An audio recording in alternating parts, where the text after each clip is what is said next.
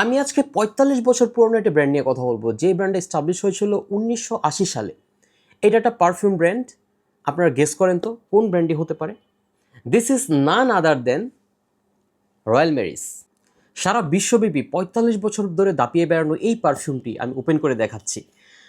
এই পারফিউমটা হচ্ছে একটা ফ্রেশ ডাইনামিক পারফিউম।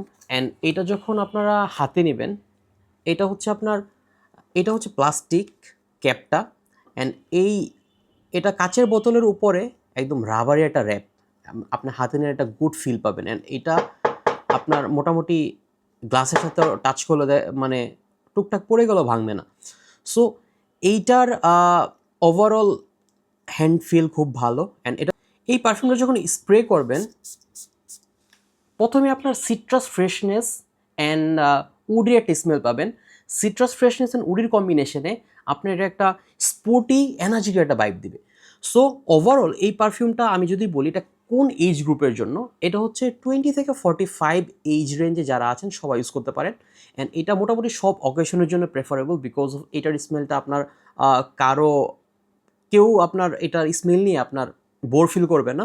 সো যার কারণে এটা সব অকেশনে আপনারা মোটামুটি ইউজ করতে পারবেন। এটা অত হার্ডও না, একদম সফটও না, মোটামুটি মিড একটা ভাইব দিবে। সো যারা royal Mary's perfume already use করে ফেলেছেন তারা তো জানেনই, এখন যারা জানেন না তারাও ট্রাই করে দেখতে পারেন।